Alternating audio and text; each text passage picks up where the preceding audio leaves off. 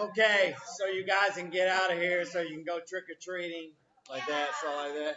I'm sure some of you guys probably will be doing that.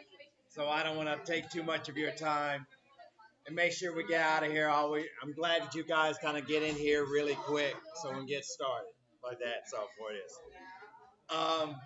and I will be sending this out too as well. So all right, I know everybody's getting crazy over Halloween.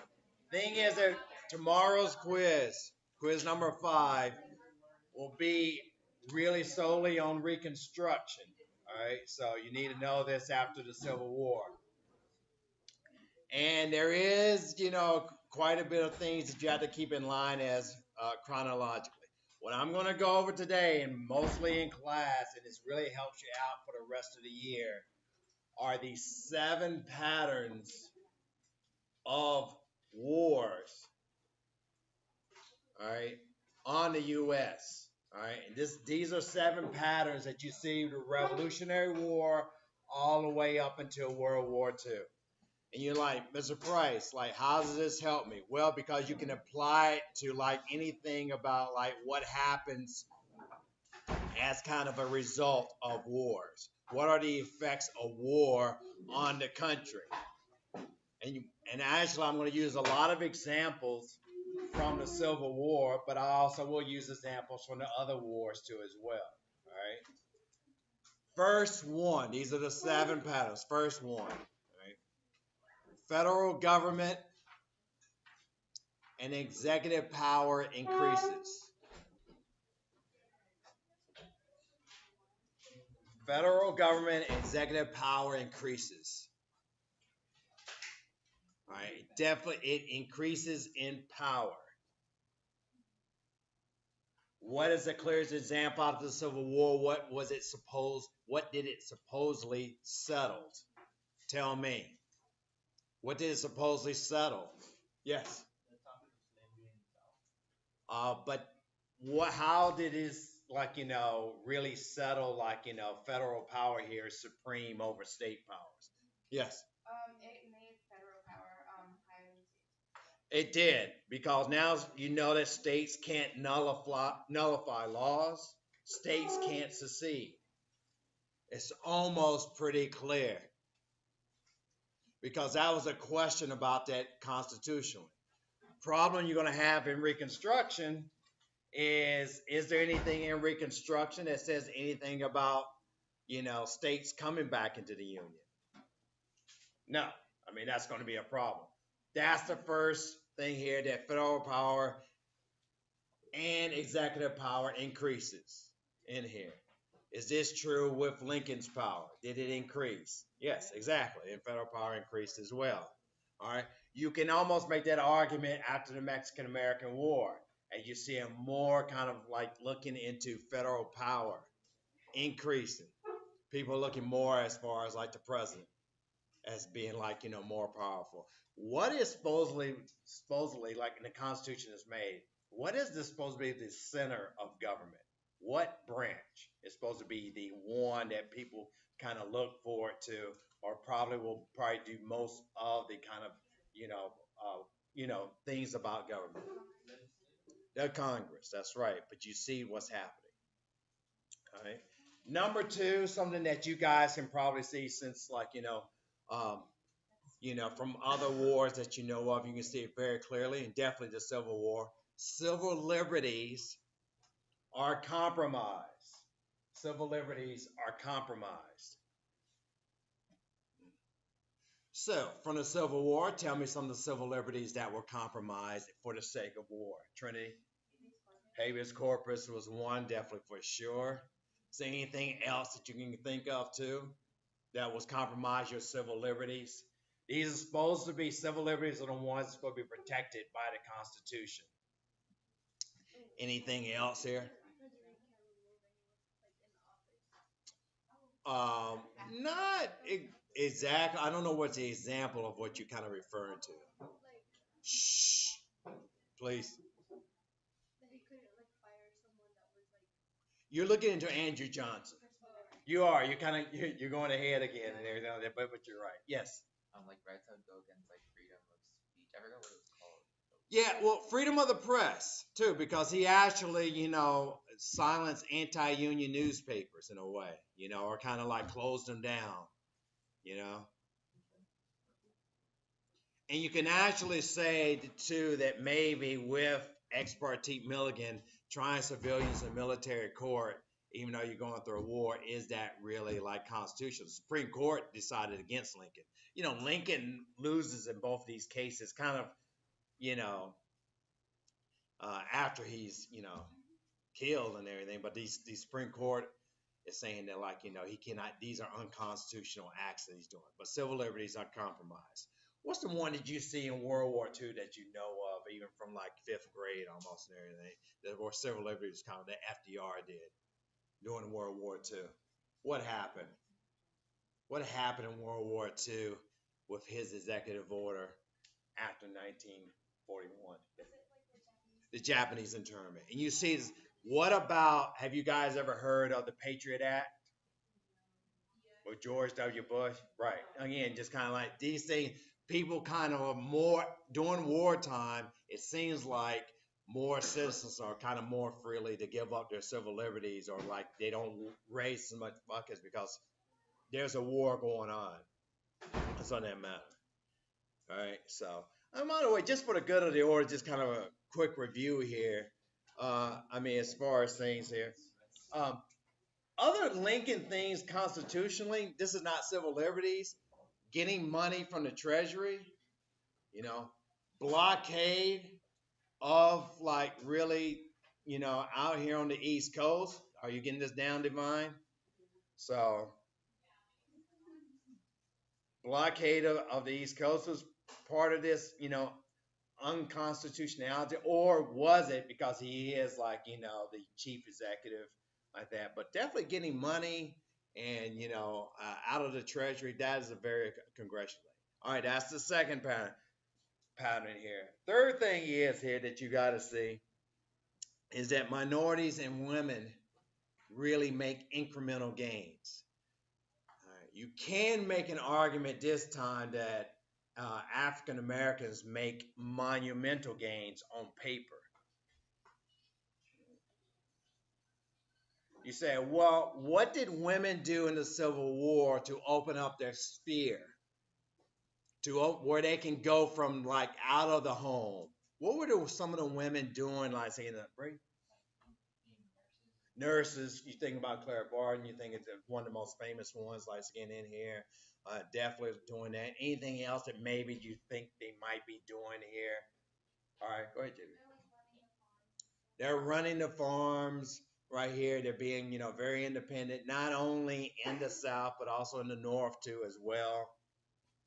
Just want to tell you some other things too. Sanitation organizations, volunteer organizations, kind of these patriotic organizations. So they're really out there in the public. So what effect this is going to have in the 19th century is that, hey, they're going to actually like, gain some like, make some incremental gains getting out of fear. Can you kind of, what happened after the Revolutionary War? What incremental, remember, it's not, exponential gains. What incremental gains after the Revolutionary War? Republican motherhood. You see this, right? So incremental gains in it. This is a pattern that you always see. And you guys gonna see the biggest one almost in a way is after World War One.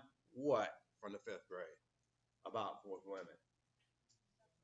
Suffrage rights. Very good. You see? So you see this pattern really about all these wars, from the Revolutionary War all the way up until World War II. Now, what we have to talk about really right now, really is tomorrow, besides, again, what are the things here that minorities, particularly African Americans, make almost on paper at least monumental gains? Well, you can just list them down in a way, and federally, 13th, 14th, and 15th Amendments. 13th, 1865, 14th, 1868, 15th, 1870. So, And you should know those amendments. I know you know the 13th and 15th. Maybe you're a little confused about which one. Abolishment of slavery, 13th. 14th Amendment is passed, and this goes along with tomorrow for sure. All right. Who is in office after Lincoln is assassinated?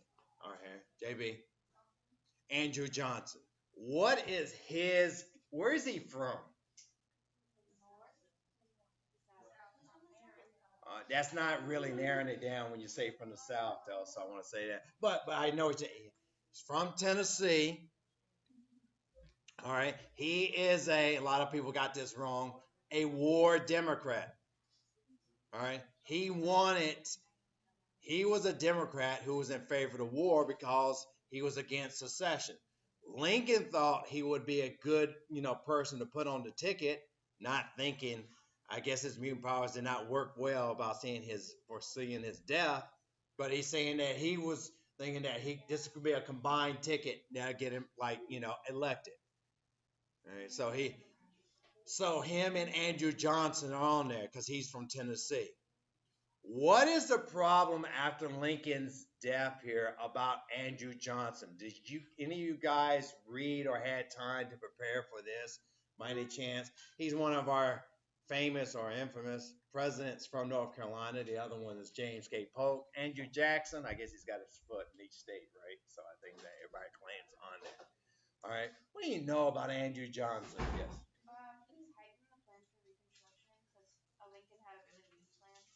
So he what? What did he do? He didn't really tighten his plan. All right. I was trying to allude to he's from Tennessee. He has some Southern sensibilities. So he believes in white supremacy, white superiority. Lincoln may have believed that. Don't get me wrong. But Lincoln was a little bit more enlightened than Andrew Johnson, as far as personally. And I told you about the things by he's grown. Don't worry. I'm not gonna. You don't have time to read about. Jake Copain, please come to the front desk, please. Jake Copain to the front desk. You don't have time to read about Lincoln now, but don't you worry. I told you, you go to the bookstores or see online. There's 10 million books. You don't know which one to maybe pull from. So don't. But that'll be in the future. Let me get back to Andrew Johnson and the 14th Amendment. So, who is in control of Congress 1866 for the most part here? The Republicans. And now, I know history, this is kind of saying is what they're labeled as radical, that is, in the House of Representatives, that is Stevens, Charles Sumner in the Senate. You got even Henry Davis in there, and Benjamin Wade from Ohio. So they're labeled radical, but what's the radical things they were trying to do?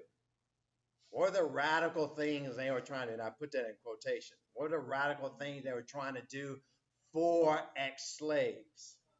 Sarah, voting rights, equal rights, and maybe even, God forbid, some kind of reparations or something of that matter. Or if from 65 and 66, Freedmen's Bureau. I know you guys think that's just for the ex-slaves, for refugees, it's for people after the war. So they were trying to do that. Now, what was the South doing around 1865, 1866, since they lost the war and they're psychologically down? What's one thing that can uplift them and everything? The slaves, a lot of slaves are ex-slaves now. They're not totally gone. It's not like they dropped their shovels and pitchforks like, I'm out of here now, and just all fled to the west and north. A lot of them did, don't get me wrong. What was the response? Go ahead. The black codes. Very good. The nail on the head. Now, the problem you guys will have, and you already have it in your head, you confuse black codes with Jim Crow laws. You immediately think, oh, those are ones where, black water fountain and the white water fountain. No, no, no. All right, no. Actually, some of the black codes you can say started to one or two of them can say, hey, it acknowledged marriage. Good. It acknowledged maybe that sometimes blacks could go to court and maybe sue. But on the whole, it says blacks have curfews. Blacks have to have a job. Right? They actually cannot testify against whites. They cannot serve on juries. They cannot leave town or leave their job without satisfying their debts. You know? So Congress said, hey, wait a minute. That doesn't seem very fair. They're trying to just kind of be like slavery 2.0. Let's pass the Civil Rights Act of 1866. Mr. Price, I had a question. Civil rights only started in the 1960s.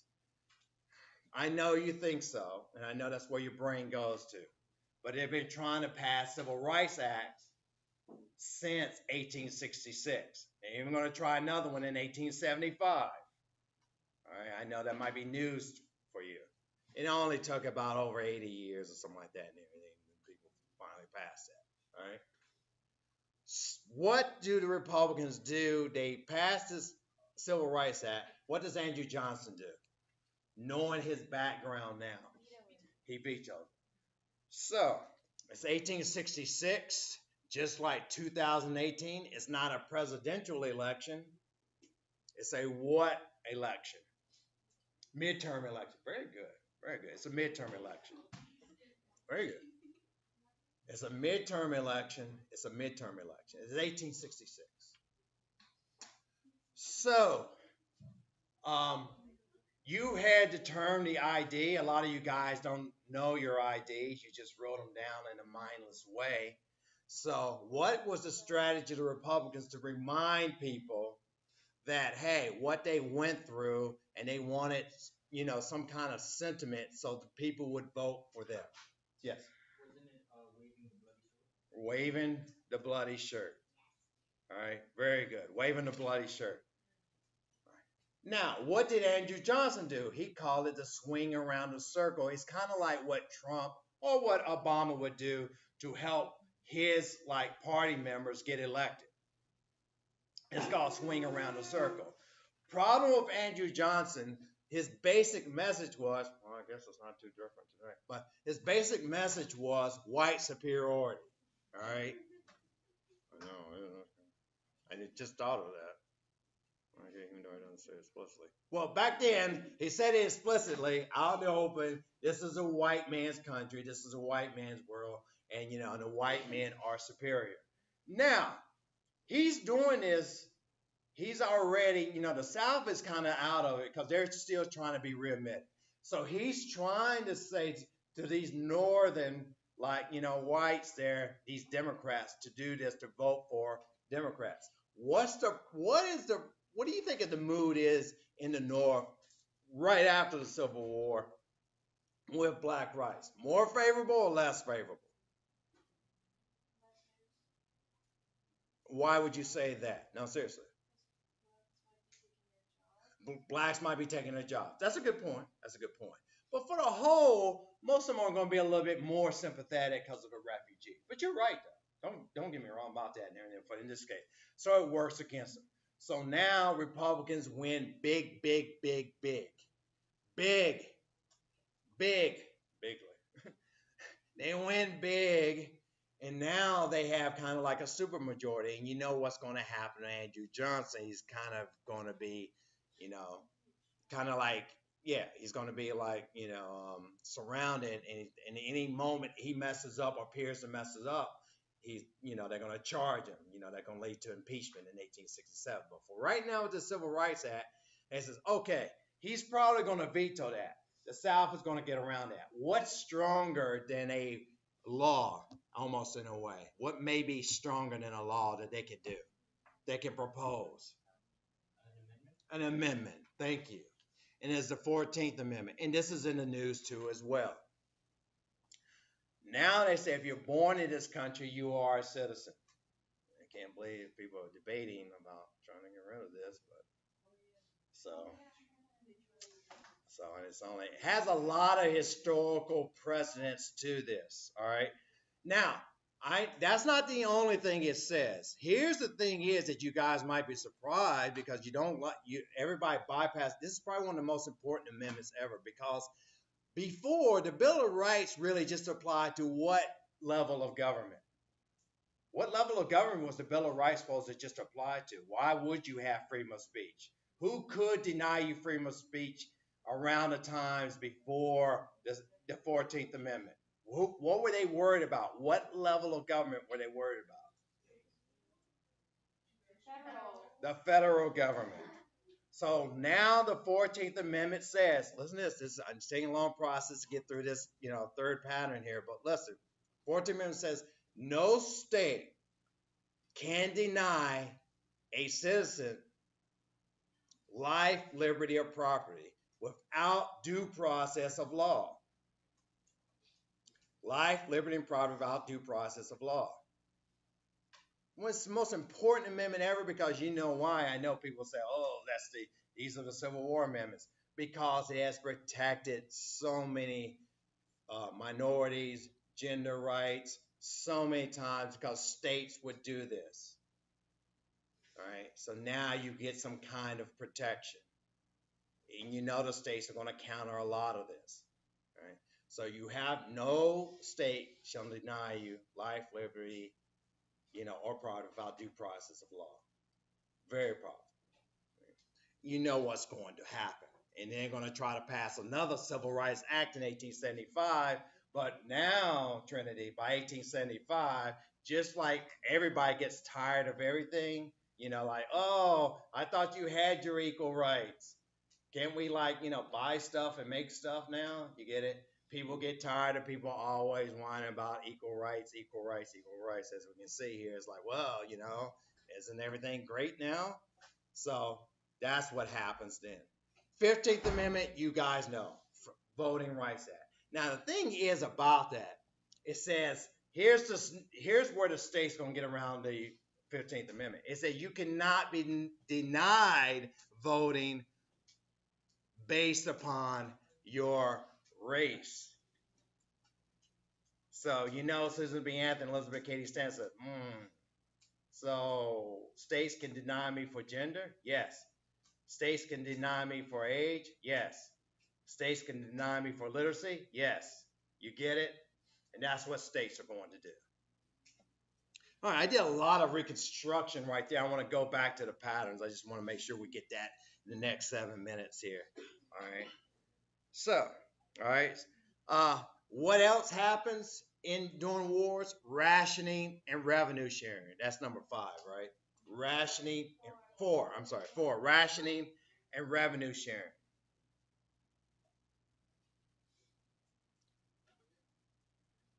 Rationing and revenue sharing. That's what happens. Do you understand about that's basic? You see this really prevalent in the 2 world wars. People having again, meatless Wednesdays, like again, food like certain ration tickets and stamps for food on here. All right. Now the revenue, of course, is usually just like the national bank was established here. Is for what? What is the things that the government is always trying to sell during wartime? Bonds. And bonds are just IOUs. Okay.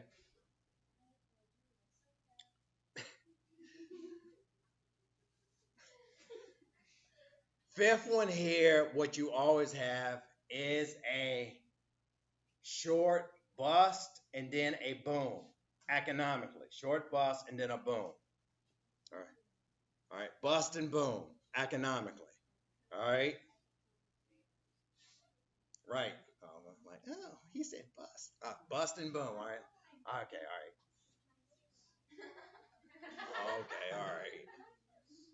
So, economically, actually, if you think about it, in the South, it is already going. It is really has the land is devastated. Slaves are gone, so they're really in a economic depression, almost in the severest form.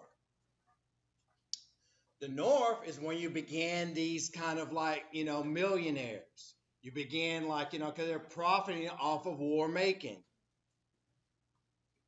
And what are you going to have? What kind of like part of U.S. history you have post Civil War? It's called the Gilded Age or the Second Industrial Revolution. So you get a big boom. But usually after the war, because markets have collapsed, you're recovering from the war, it's going to be like a short little depression there in here. Yes.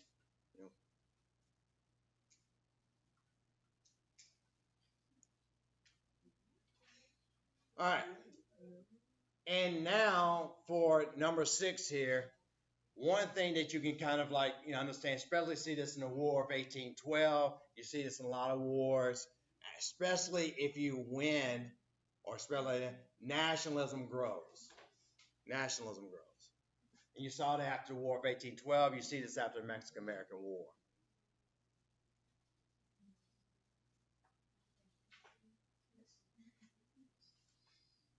Right?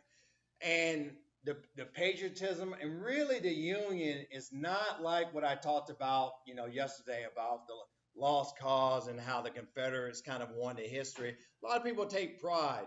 They have a union of veterans. They wave the bloody shirt.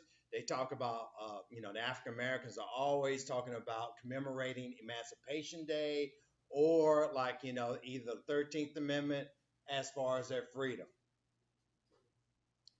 Right. Last one is the demobilization of the military. Demobilization of the military. Now you wonder why we're ill prepared for World War One, ill prepared for World War Two. We really don't have a standing military. Why is that? What is those things? Why don't we have kind of like a standing military? What is the kind of apprehension? We don't want to look aggressive, but what is it about like the history or what you see around the world with militaries? What is it? They take control. They will maybe like take over the government. So there's demobilization. Now I will tell you there's two parts of the country where you will see the military, but not a really very large contingent, and they don't really modernize. Where two parts of the country they will get mobilized in. The South, there's 5 military districts. Because we're not going with Johnson plan, we're going with the congressional plan of Reconstruction. And it's more military Reconstruction. What other section of the country, if you look ahead here, they're going to, if you think about it? What other section of the country are they going to go to? And you think about 1876, think about 1870. I don't know if that kind of rings a bell. What other part of the country are they going to be mobilized to? The West. The West. The West. Huh? The reason? What is the reason? That's a good question. I'm sorry. It's kind of obvious to me, but it's not. Why is that?